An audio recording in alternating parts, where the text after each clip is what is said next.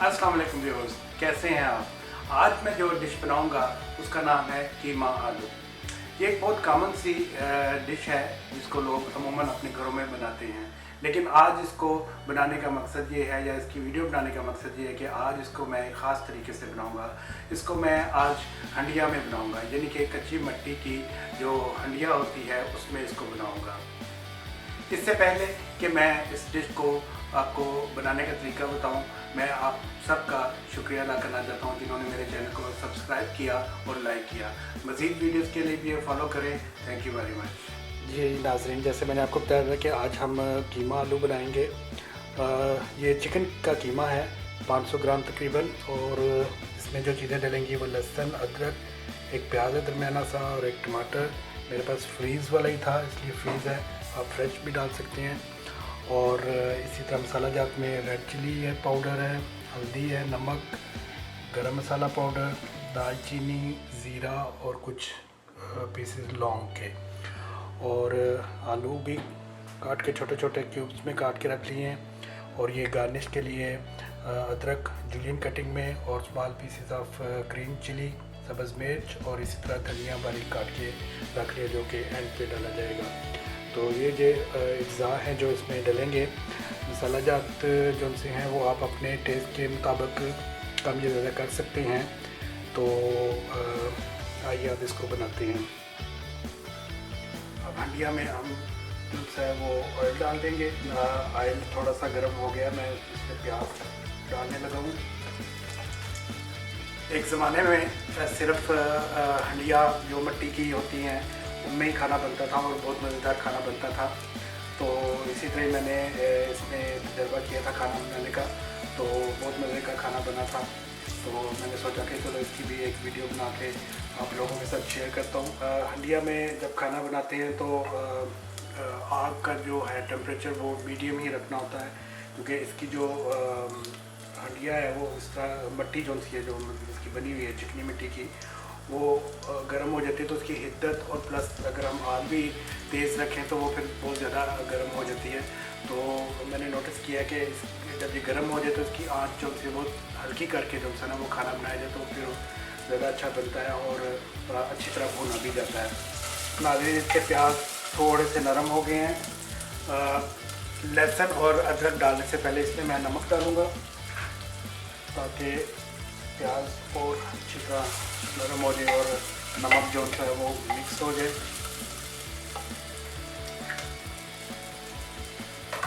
तो इसमें मैं जो है बाकी की चीज़ें भी डाल देता हूँ, जैसे अदरक डाल दी बीच में और लहसुन की 3 क्लोव थे वो मैंने डाल दिए।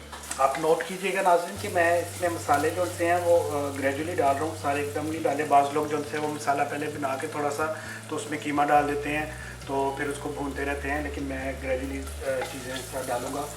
आग इसकी मैं थोड़ी सी अब कम कर देता हूँ। तो जी नाज़रीन, जैसा कि आप देख रहे हैं कि मैं अब इसमें कीमा ऐड करने लगा हूँ। इसका मकसद इसलिए भी है कि कीमा पहले डाल देना और ये साथ ही लहसुन और अदरक, ताकि कीमे की जो सी छान है या जो स्मेल आती है वो ना आए, तो ख़त्म हो जाए। तो फिर बाद में इसमें से वो मसाले ऐड कर दिए जाते हैं और इसको भूना जाता है।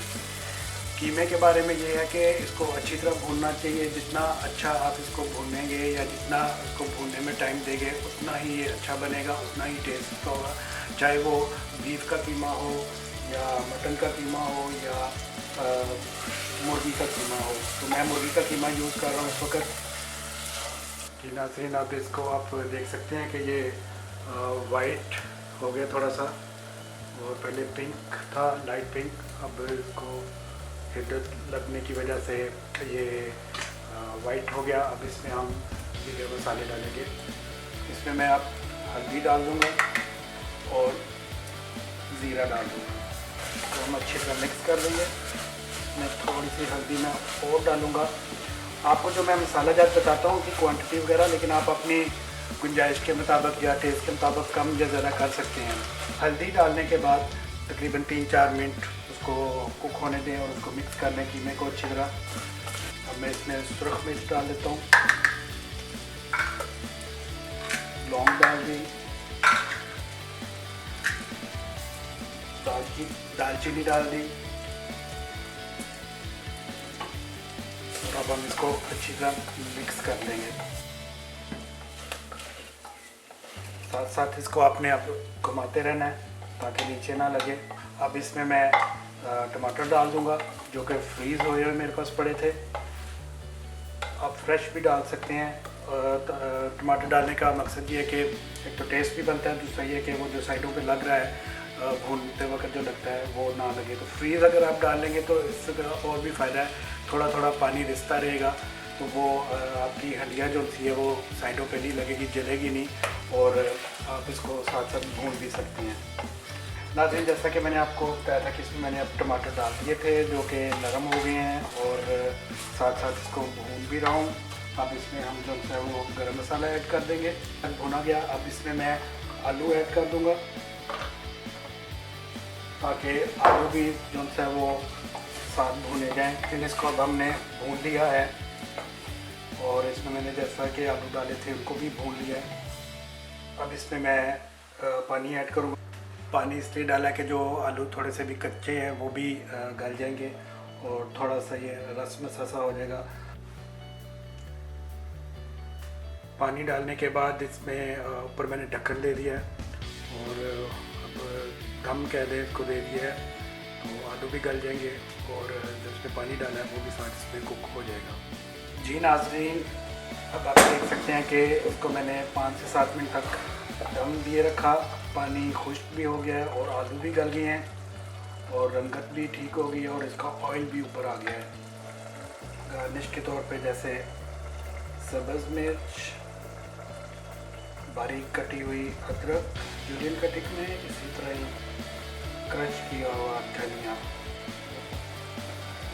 दोबारा ढक्कन दे देंगे और इसकी आंच बंद कर देंगे। जब मुकम्मल तैयार है जी नाज़रीन, अब ये हमारा कीमा तैयार हो गया हुआ है। अब इसको मैं प्लेट में डालूँगा।